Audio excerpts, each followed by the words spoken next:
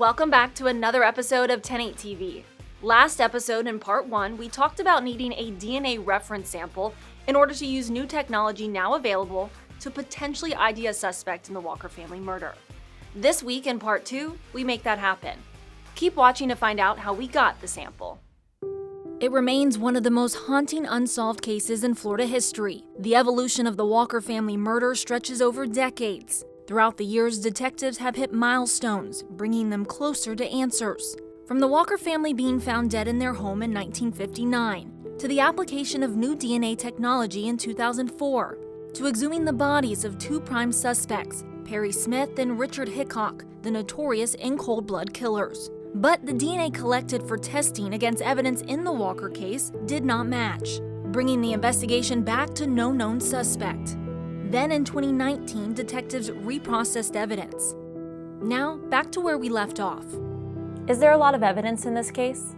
For the time, as old as this case from 1959, we do have evidence, and it's decent evidence. This evidence includes latent fingerprints from a tub handle, another from a mirror. And over the years, these prints have been searched through databases, and we unfortunately haven't had any matches. But remarkably, though, we have preserved DNA evidence that we retrieved from semen from Christine's underwear.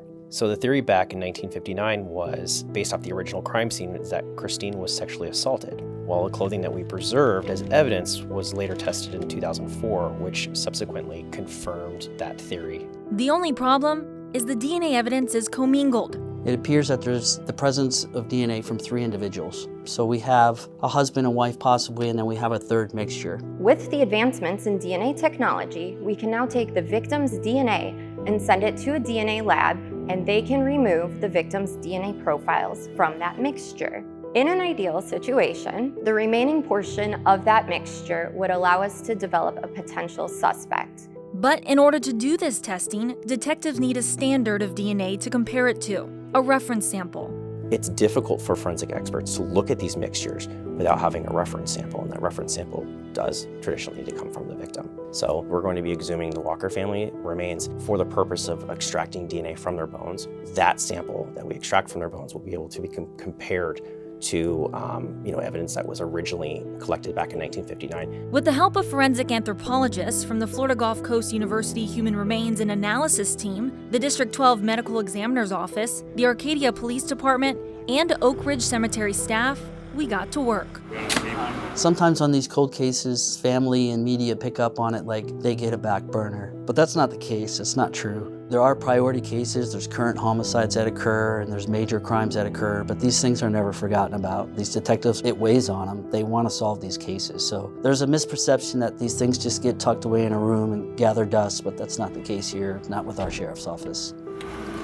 The day was long, but the outcome successful as we uncovered the remains of Clifford and Christine Walker. The remains were photographed, sorted, labeled, and packaged up to be sent to the lab. So once we get that DNA, those samples, we will have a standard that will clearly be able to show what DNA is Clifford's, what DNA is Christine's. From there, we can isolate that third mixture that's in that sample of DNA. If there is enough DNA present, we can then take that and submit it for genetic genealogy testing. And build family trees out. And in those family trees, we can get closer to identifying possible suspects. We just have to get that sequencing by itself. Once we do that, the advancements that are coming can help us identify a possible relative.